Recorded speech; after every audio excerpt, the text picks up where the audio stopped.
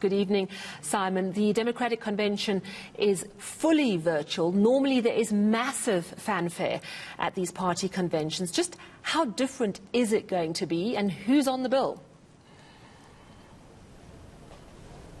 Well, it's massively different. I mean, I can tell you, Sally, I shouldn't be here in my home studio in my garage. I should be in Milwaukee. I should be in a large, cavernous arena. You should be able to see eager delegates, the hubbub beginning ahead of all the excitement that lies ahead. I should be able to look up at the ceiling and see balloons and confetti waiting to rain down on Joe Biden and Kamala Harris at the end of the week after Joe Biden formally accepts the Democratic Party's presidential nomination. None of that is happening because this is going to be the first all-virtual convention the country has ever seen. The second one is the Republican convention, and that's happening next week. What takes place starting tonight is 2 hours of live television programming that the Democrats are putting together in a virtual environment. This evening they're hoping that Bernie Sanders, former presidential candidate from the left of the Democratic Party, and Michelle Obama, the former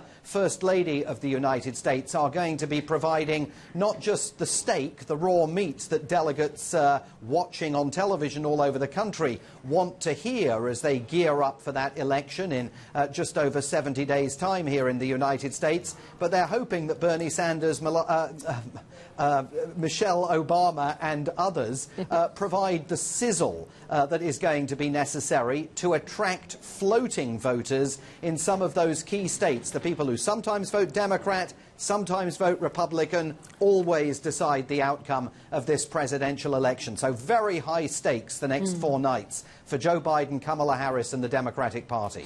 Yeah, and on those floating voters, what are the opinion polls saying? You know, last week Trump secured that surprising deal between the UAE and Israel. Has that helped him in his popularity stakes at all? Well, it depends entirely on which poll you look at. ABC News and The Washington Post published a poll here today suggesting that Joe Biden now enjoys a 12% national lead over Donald Trump. You look at those numbers and you think it's unassailable.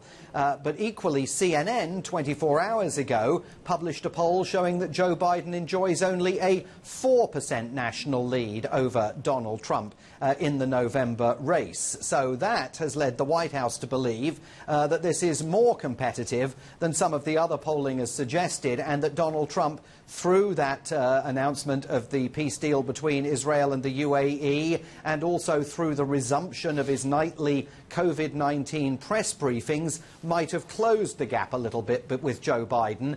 Both parties, the Democrats this week and the Republicans next week, will want to see a substantial bounce in the polls for them off the back of their convention. And once we see those polls in 2 or 3 weeks' time, then you're going to get a real sense of where the ground lies as the two candidates prepare in a virtual fashion, mostly, to barnstorm the country and campaign for votes.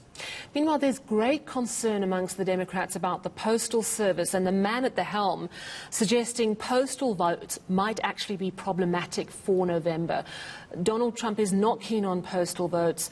Tell us why and how this latest statement from the Post Office might change things significantly.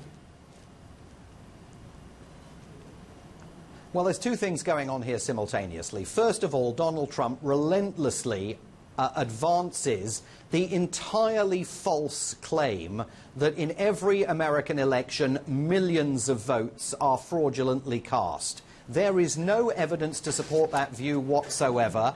Indeed, the president put a commission together to explore fraudulent voting in the United States, and it very rapidly disbanded because it couldn't find any. The second thing that Donald Trump is doing, he's put a new Postmaster General at the head of the U.S. Postal Service, a man who was a mega donor to Donald Trump's political campaign in 2016, who is absolutely philosophically allied with President Trump, and he's engaged in a restructuring of the post office, by which I mean removing 671 automated sorting offices from service in various states across the country and carting off truckloads of post boxes in 14 states, literally removing them from the streets so that people go to post and they can't post a letter. He's done that particularly, Democrats say, in Democrat-leaning areas of 14 states across the country. The Democrats are in uproar about this. They argue it's an attempt by Donald Trump to rig the outcome of the election. And what you're witnessing here are scenes that you would never traditionally ascribe to the United States with its hallowed belief in the sanctity and health of its own democracy. President Trump was asked about these moves by the Postmaster General earlier today. He said that he's simply trying to make the American post office great again. Well, he might be trying to do that, but it's very curious timing, 70-odd days before an election in which millions of Americans will be voting by post. Well, Simon Marks, in your studio garage, thank you very much for giving us all the latest from the United States. That's Simon Marks in Washington, speaking to us about the Democratic National Convention, which, of course, kicks off this evening.